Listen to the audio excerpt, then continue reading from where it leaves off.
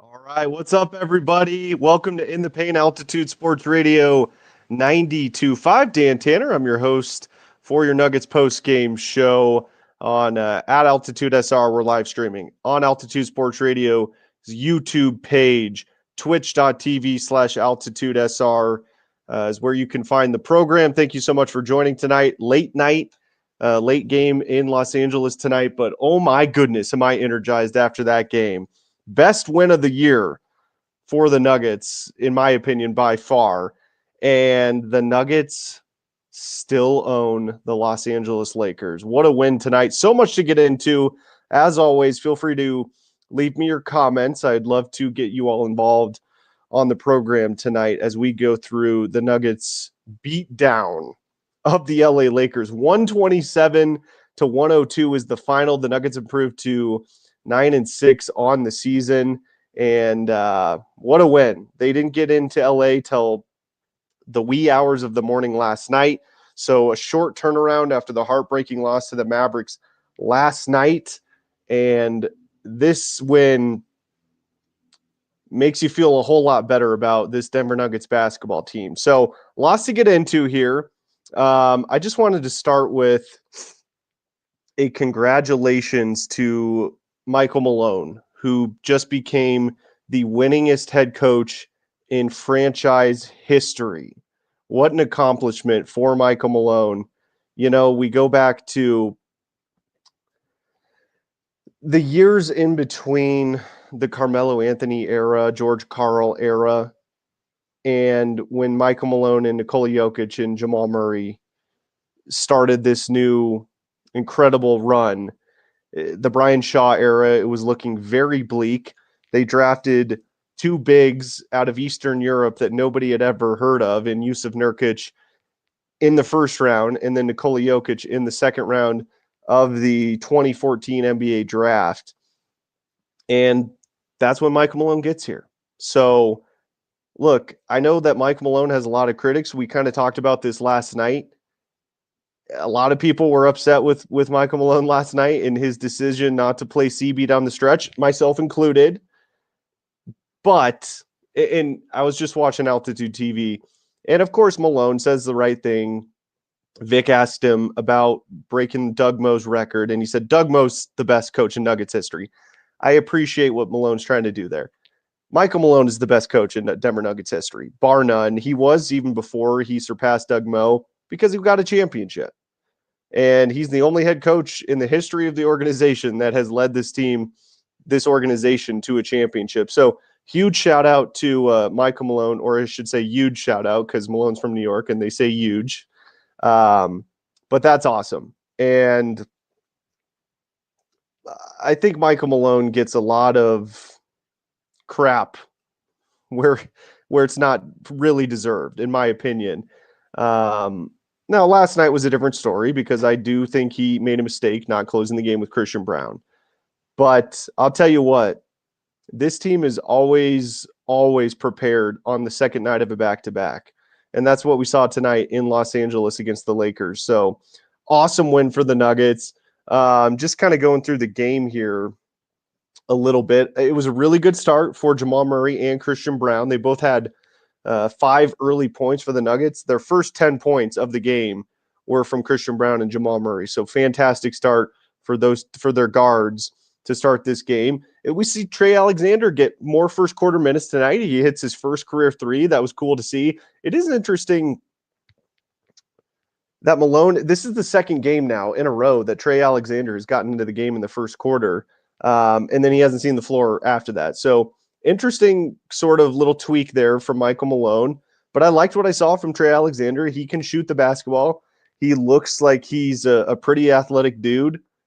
And, you know, you could tell he's pretty fresh in the NBA. Does look a little tentative. But I thought the 3 he connected on was a really confident shot. And look, Trey Alexander is a guy that I was really high on in Summer League in the preseason. I thought he played really well. So that's going to be somebody to look for. He's not going to make much of an impact this season, but I do like what I saw from him over the summer and in preseason. And hopefully that's somebody that can have an impact over the next couple of years for this organization. So Russell Westbrook, 5 assists in his first 4 minutes in the first quarter. That was awesome to see.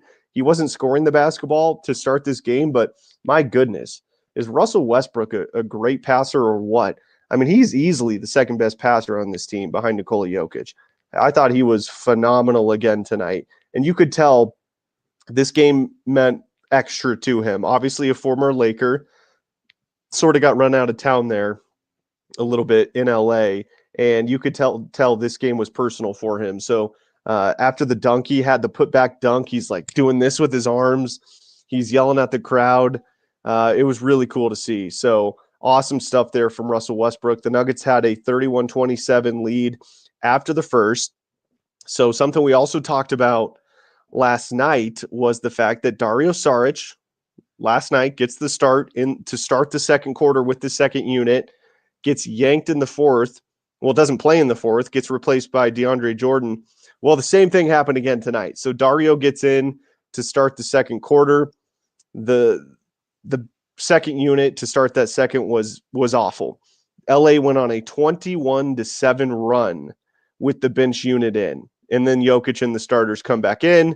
They start dominating. The bench has 6 points at the end of the first half. And LA actually had a 63-57 lead at halftime. So again, these same issues are popping up for Dario Saric, and DeAndre Jordan starts the fourth quarter to give Nikola Jokic a breather.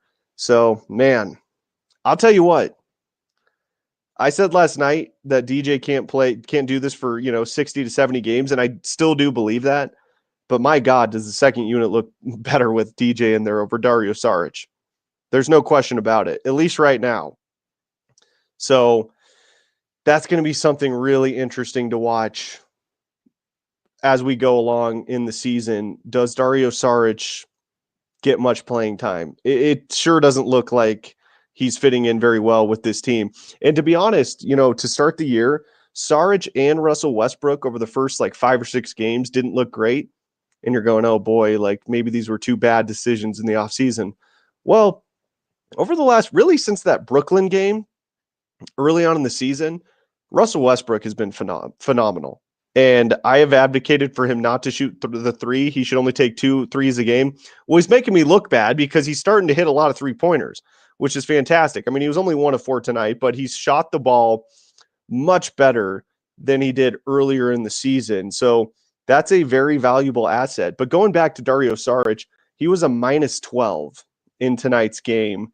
That tied Julian Strawther for the worst plus-minus in the game at -12. So him and Julian had rough nights. Now, Julian got his tooth knocked out in the first half. You could tell that kind of shook him up a little bit. We saw Jamal Murray get poked in the eye.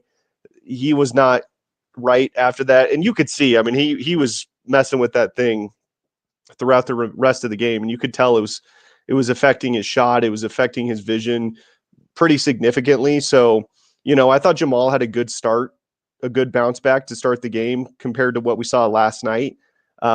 He just obviously couldn't overcome that eye poke there. So, but the question, Malone and the coaching staff is facing a difficult decision right now with the backup 5, because again, I really do believe that their plan over the offseason was to have Dario Saric be the main backup big for Nikola Jokic. And it's just not working out. And DeAndre Jordan, in his limited minutes so far this year, has been much more effective. And the offense is actually somewhat competent when he's been in there. So that's going to be something really interesting to see. What I saw from Dario tonight did not give me much confidence moving forward that he's the long-term solution, at least for the remainder of the season for the Nuggets. But, other positives, there were a lot of positives from tonight's game. Michael Porter Jr. in that third quarter, I thought he was fantastic. It was a great start to that third quarter. Remember, the Nuggets were down 63-57 at the half. The third, the starters start shooting 5 of 7 from the field. I mean, a tremendous start. They get out to an 8-0 run to start that third quarter. And I thought that's what really turned around the momentum in this game. I mean, after that 8-0 run, this thing was over. Like after that, the Nuggets end up going on a 27-8 run to take an 84-71 lead at that point. And then they end up leading 94-78 at the end of the third. The Nuggets outscored the Lakers 37-15 in that third quarter. And an even crazier stat from that third quarter, the Lakers shot 5 of 20 from the field in the third quarter. The Nuggets made 15 field goals in that quarter. Absolute demolition from the Nuggets in that third quarter. So that was awesome to see. And then in the fourth quarter, I mean, this thing was all but over. Like I said, DJ starts the fourth again over Dario Saric. Again, that's going to be something I'll be continuing to monitor throughout the season. And the second unit got off to a 9-2 start in that fourth quarter with DeAndre Jordan in there. Remember, going back to the second quarter, with Dario Saric at the 5 for Nikola Jokic, LA went on a 21-7 run with that second unit led by Dario Saric in there. Insert DJ in the fourth, the second unit goes on a 9-2 run to start the fourth. I mean, that pretty much says it all right there. So DJ was great tonight. Also, Nikola Jokic just narrowly missed his 6th consecutive triple-double. He had 13 rebounds, 8 assists, 34 points. He was a plus 39 in tonight's game. That easily led the Nuggets in plus-minus. All of the starters were in the double digits in the plus section. I mean, CB was plus 13, Jamal was a plus 20, MPJ was a plus 30, and Peyton Watson was a plus 28. Obviously led, like I just said, by Nikola Jokic at a plus 39. I mean, the Nuggets won this game by 25 points, and Joker was a plus 39. So do the math. They were minus when he was off the floor again, but it's something obviously that we've come to expect. I was thinking about this during the game. I can't remember the last time the Nuggets played in a game where the second unit dominated the other team's second unit. You would think it would happen at some point over the last couple of years, but I can't remember a single game where that has happened. And it's specifically in the first half, that first time Nikola's off the floor, it just seems like the Nuggets get absolutely blitzed every single game. I mean, you would have to think there's a team out there that the Nuggets second unit is better than, but they're not, unfortunately. But great stuff from the Nuggets tonight. Like I said, I thought Russell Westbrook was tremendous. He ended up with 14 points tonight. Most of that came in the second half in the fourth quarter, but he had 10 assists before he scored a bucket tonight. I mean, that was absolutely incredible. I thought his passing was phenomenal. The two-man game between he and Nikola Jokic looks outstanding. I'll say this. The two-man game between Nikola and Russell Westbrook looks a hell of a lot better than the two-man game between Nikola and Jamal Murray right now. I mean, that's something that has really surprised me this season. And you've got to wonder if Russell Westbrook is going to start getting more and more minutes in place of Jamal Murray. I don't think that's where this team is at yet.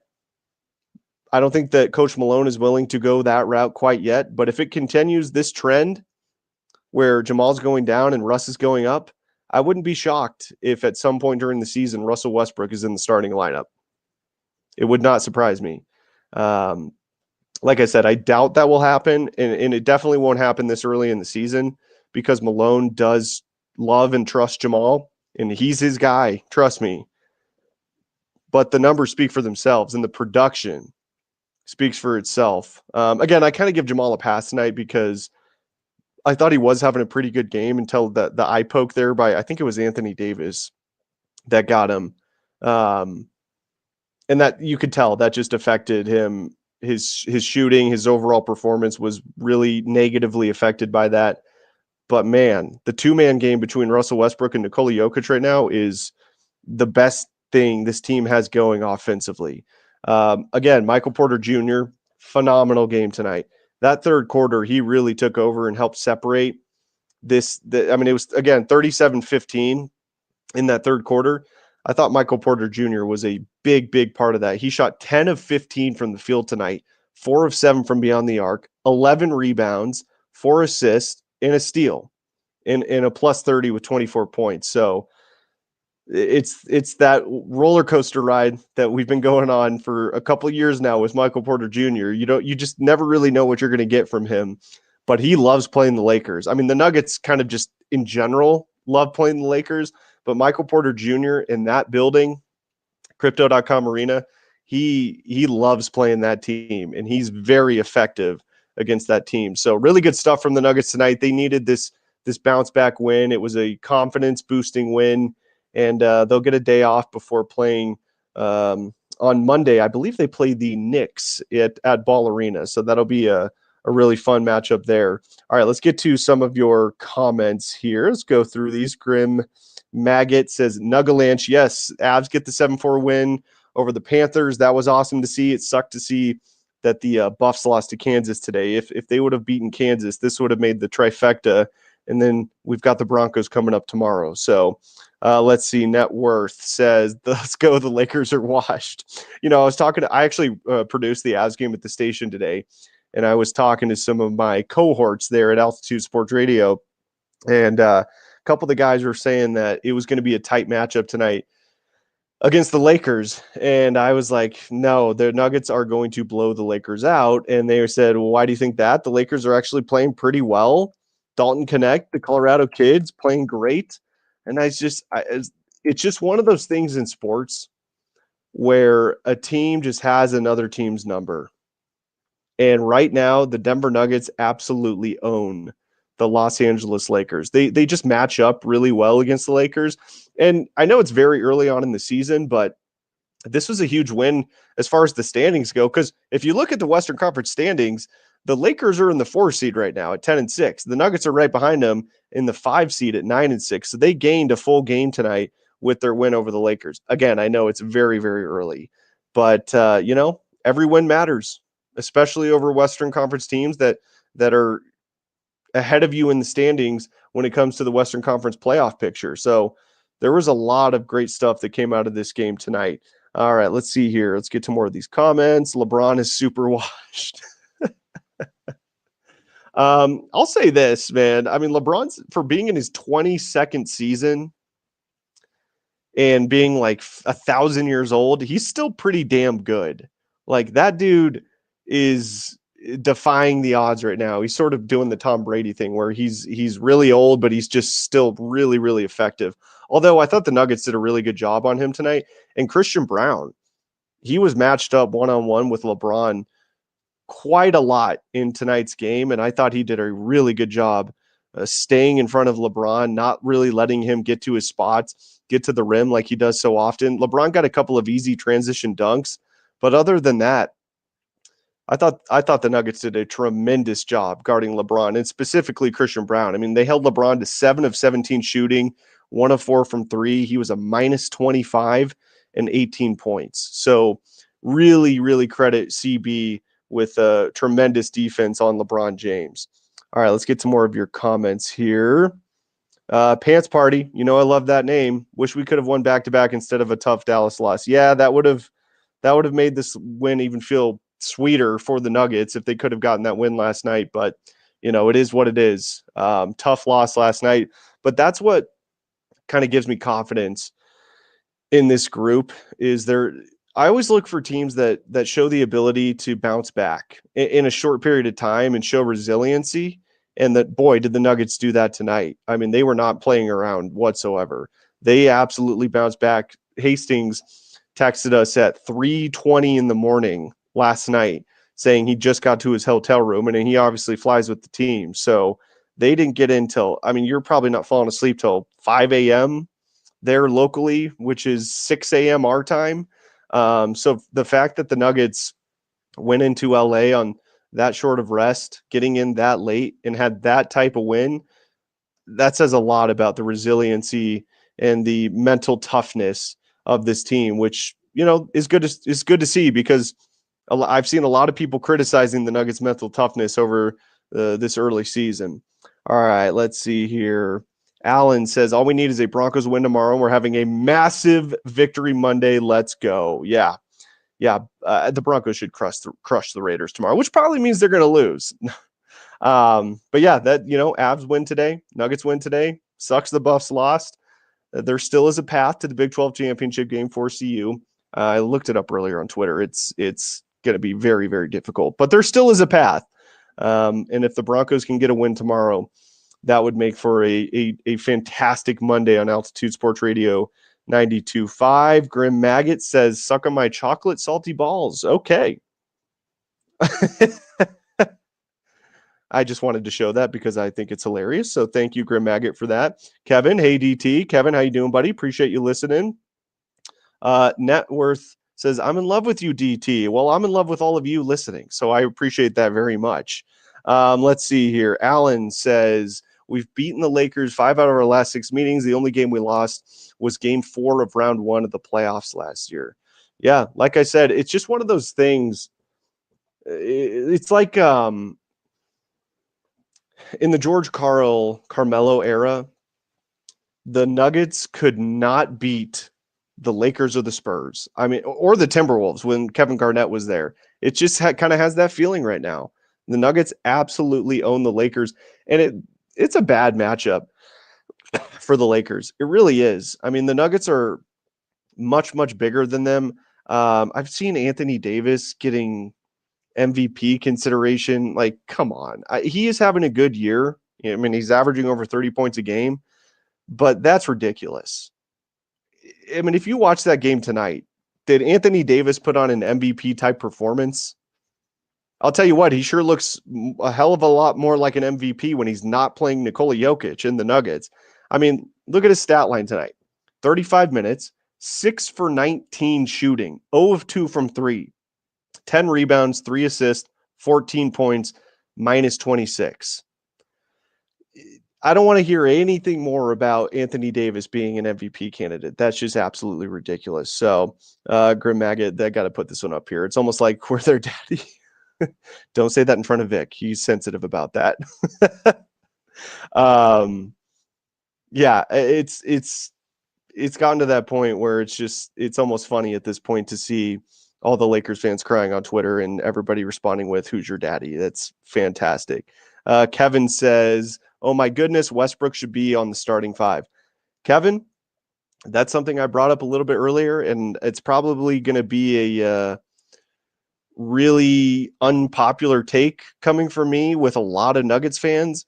And I'm not, let me be clear about this. I'm not advocating for Jamal Murray to be taken out of the starting lineup now. But I will say, if Russell Westbrook keeps displaying the type of two-man game that we saw tonight with Nikola Jokic, and it hasn't just been tonight. I think tonight it was at its peak of what we've seen so far this season. But man, does it look good. I mean, those two have really good chemistry. And not to say that Joker and Jamal don't, but Jamal he doesn't look right this year. And if I'm being honest, he looks a little overweight, a little out of shape. He looks slow. So maybe he'll work his way into shape as the season moves along. I hope that's the case. And I hope that we start to see the Jamal Murray that Nuggets fans have known to love, but he just doesn't look right. Simple as that. And Russell Westbrook, look at that. Like, I don't mean to be, I'm not body shaming here or anything like that, but take a look at Russell Westbrook's arms and just body in general compared to Jamal. Like, Russ is ripped. Jamal looks a little pudgy, if I'm being honest. So it kind of makes me wonder of like, what was Jamal's offseason workout routine? What was that like? A lot of people would give Nikola Jokic crap early on in his career for coming into camp out of shape and a little overweight, which he was, but those days are gone. He doesn't come into camp out of shape at all anymore. So that's really not an issue for Nikola Jokic. And I hope that Jamal Murray sort of really looks in the mirror when it comes to offseason conditioning. Because for me right now, that's the only thing that I can think of that is really an issue, is just his conditioning over the offseason does not seem to be up to par. And I don't think I'm the only one around town that has noticed that. So let me know your thoughts. Give me your thoughts on Jamal and his. He looks a little out of shape. That's all I'll say, and I'm just being honest when I say that. All right, let's keep going through the comments here. Kevin says, "I wouldn't be surprised if we played the Fakers in the first round of the playoffs." Yeah, I think the Lakers are good enough to be a playoff team. Absolutely. I mean, like I said, they're actually in the 4 seed right now, and Dalton Connect is he's a fantastic player. Like I said, local kid from Colorado. He did play at UNC, I believe, for a year or two, and then transferred to Tennessee. But he's a really good player, and he's been going off for this team. But he only had 9 points tonight on 3 of 7 shooting, 1 of 4 from beyond the arc. So the Nuggets did a much better job defensively in tonight's game. They had a little hiccup there in the second quarter. What happens in the second quarter? The starters aren't out there. So there's that for you. But 27 given up in the first, 36 in the second, 15 points given up in that third quarter. I thought the Nuggets made fantastic adjustments on the defensive end, and it really, really paid off for them tonight. So that was really cool to see. All right. I think that's it for the comment. Keep feeling free to comment on the game tonight. It's a late one, so we're going to get out of here shortly. But I just wanted to sort of end on, again, congratulating Michael Malone, 433rd win of his career. That's the most for a head coach in Denver Nuggets franchise history. And a huge shout out to Coach Malone, because I really do think like he and Jared Bednar are very underappreciated. Like they both won titles in this town. And I'm not even saying this to all of you listening, just sort of in general on our text line at work, on Twitter. I see it all the time. Fire Bednar, fire Malone. I think it's kind of a lazy take to just, when things aren't going right, to want to say fire the coach. Like, let's really dig into what the issues are. And right now with Michael Malone, I think a lot of the issues are, well, number one, they've had Jamal Murray in and out of the lineup. Aaron Gordon's been out. Nikola Jokic missed 3 games because he had a baby. Him and his wife had a baby. And it's early in the season, so give him a little bit of time. And Bednar, I mean, my God, the Avs have been like the most injured team in the NHL over the last 2 years. So, again, it just, you always want to say the grass is greener, but these are 2 very, very qualified coaches that we have in this town. And Sean Payton's doing a great job with the Broncos. Like, it really is amazing to see. It's especially in the NFL. I think the head coach is by far the most important is in the NFL because they're calling plays. But Bedsy and Michael Malone have been tremendous coaches. They will go down as some of the all-time great coaches in Denver sports history. So again, congratulations to Michael Malone. Passes Doug Moe to become the franchise leader in wins as a head coach for the Denver Nuggets, and just awesome stuff there from the Nuggets tonight as they get the 127-102 victory over the Los Angeles Lakers in dominating fashion. Yes, the Denver Nuggets improved to 9-6 on the season. They still own the Los Angeles Lakers. This is growing up watching this team get destroyed by the Lakers in the playoffs every year. And I'm sure a lot of you watching and listening, this is just extra, extra sweet to see the Nuggets going on this run over the last couple of years against the LA Lakers. So that's going to do it for the post-game show tonight. Thank you all so much for listening. Our next post-game show will be coming up on Monday. They'll be back at home against the New York Knicks, and we will talk to you then. Thank you so much for listening to In the Paint right here on Altitude Sports Radio.